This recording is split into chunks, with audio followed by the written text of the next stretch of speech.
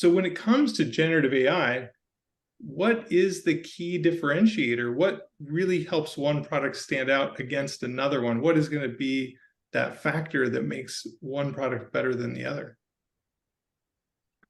I think it's ultimately the ability to access the relevant data and then give the most accurate answer.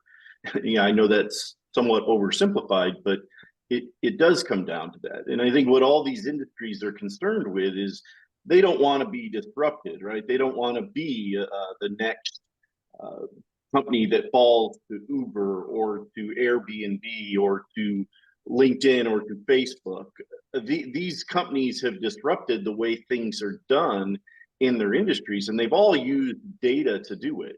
And you're right, now they see with generative AI, the threat is even more powerful. Not only are they using data, but now the AI itself is being used to help these companies make better decisions.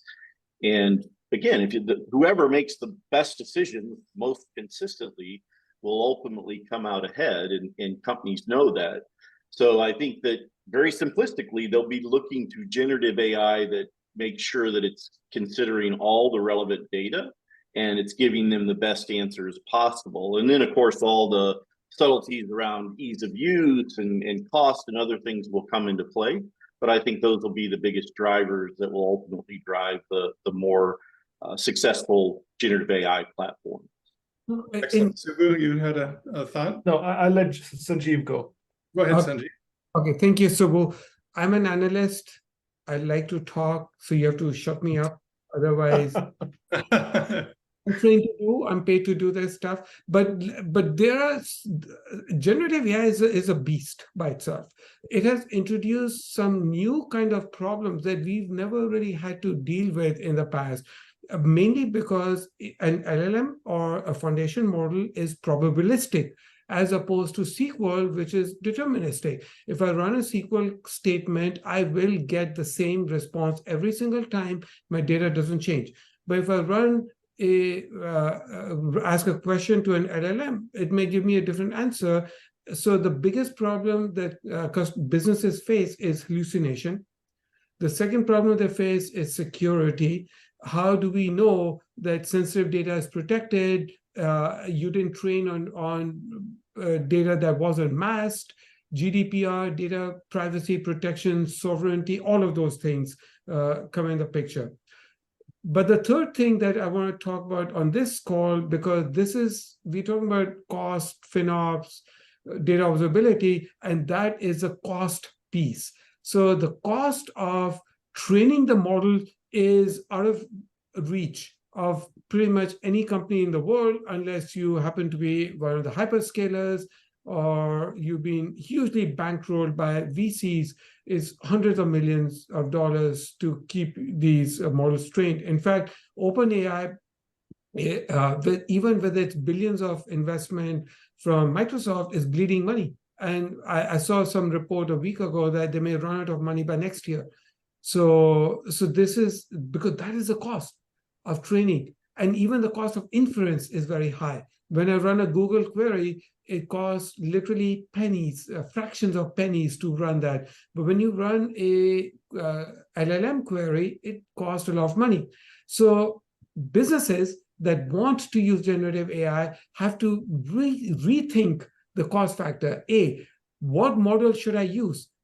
Not every model is meant for every area. For like, you cannot use GPT-4 for every single thing. It's trained on public data. Maybe these are smaller domain-specific models. A model that's trained on text to generating Python code or SQL could be used for that purpose. A model that is meant for translating 100+ languages, use that for translation. So there will be a number of these LLMs, and that's a first step. We haven't even. That's the first step. Yeah, I'm going to stop here and let's. No, I think you're going exactly where I was going to go, which is great because you're in my head literally, right?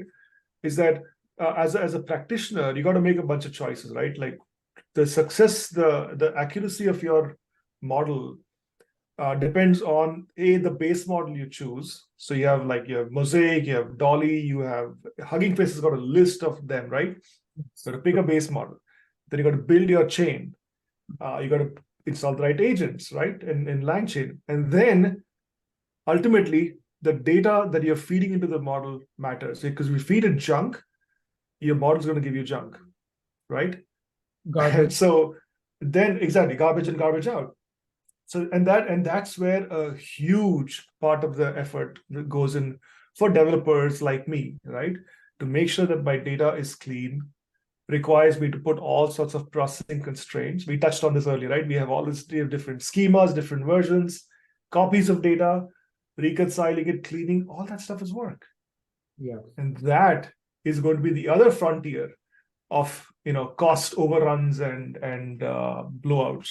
I think data observability vendors, like most of us, we don't even know how and where this technology is going at this point. We just don't know. I mean, we're at such early stages, but data observability vendors are going to have a field day trying to figure out, the cost overruns, the quality, the latency going from different parts of this generative AI pipeline.